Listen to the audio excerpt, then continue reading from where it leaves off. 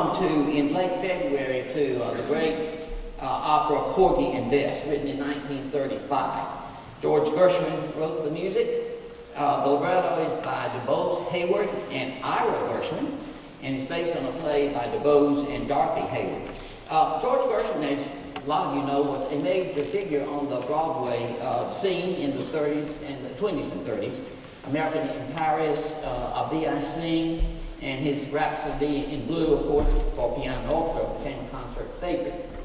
In 1925, Gershwin read a novel called Porgy by a Charlestonian named DuBose Hayward, and the novel was based on a local fellow called Goat Sammy. And 9 years later, all these, the Gershwin and the Haywards agreed to collaborate on the opera. And in fact, Gershwin spent the summer of 1934 on Folly Beach. A lot of you have been to Folly Beach in Charleston. And while there, he was working on the score, he got to observe the Gullahs, who lived on nearby James Island, and they became his models for the residents of Catfish Row, which is an African-American tenement in Charleston where the opera is primarily set. When the opera was first produced in 1935, critics didn't know what to make of it. They'd never seen anything quite like Porgy. They were not sure whether it was an opera, but it clearly is. It has all the ingredients of a lot of Verdi operas or a lot of Puccini operas. And one thing I can tell you, it's hard to name an opera by an American that is more important. It's clearly the most important opera performed abroad. It was the first opera by a Native American ever performed at La Scala. And it's a wonderful work. It's not performed as much as we would like because its creators wanted it to be performed by an all-black cast, which is not always easy to arrange. In fact, the Opera Comique in Paris, that they were doing performances recently, they asked the Atlanta Opera and its chorus master, Walter Huff, to train the chorus and send them to Paris for the performances there. And they were a great success. Now, like so many operas, it's based on a love triangle. And Bess, who lives in Charleston, she's been Crown's woman. So we have Bess and we have Crown. And Crown is a big old strapping fella, but he's abusive to Bess, but he's also sexually irresistible to her.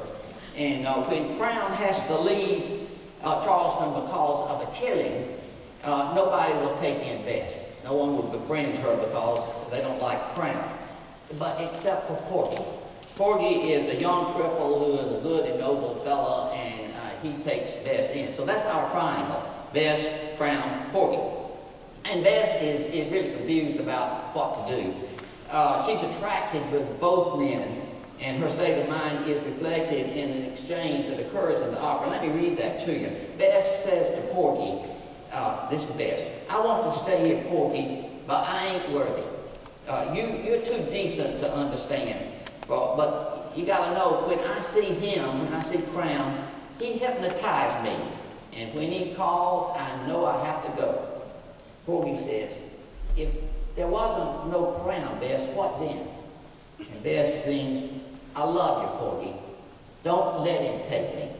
Don't let him handle me and drive me mad. If you can keep me, I want to stay here with you forever, and I'll be glad. Later on, Crown's body a dead body is found. And Porgy has stabbed him. But he's not suspected of the murder because no one can understand how a cripple like Porgy can take out a big strapping fellow like Crown. The police come to the scene and they take Porgy away with them. Not so much as a suspect, but he's got to identify the dead body, and Porgy is terrified. Now, while Porgy is away and Crown is not dead, we have another fellow that comes on the scene. His name is Sporting Life. And he's always been attracted to Bess, but he wasn't going to mess with her while Crown was around. And he tells Bess, Porgy ain't never coming back. And this weasel of a fella offers to take her to New York and show her the good life there. And he can afford to do that because he's a successful dope peddler. And Bess then downs some happy dust that sporting life gives her, Bess agrees to go with him, and they head off to New York because she's been convinced that Porgy is not coming back. Well, of course, a week later, Porgy is released by the police, and he does come back. And at first, his neighbors won't tell him where Bess is, and then finally they will tell him.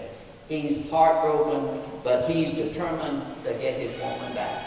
And he asks for his go-kart and directions for New York, and they say it's north of the custom house. Yeah, it's about 1,000 miles. And as Porgy is departing, he was making something spiritual. Oh Lord, I'm on my way to heaven.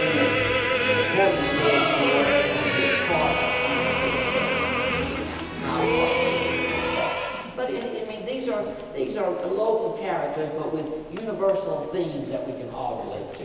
We're going to do 3 wonderful excerpts from Porgy for you.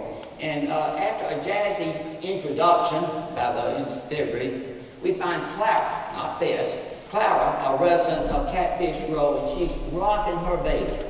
And she's singing a lullaby which sets the mood of opera. This is summertime and the living is easy.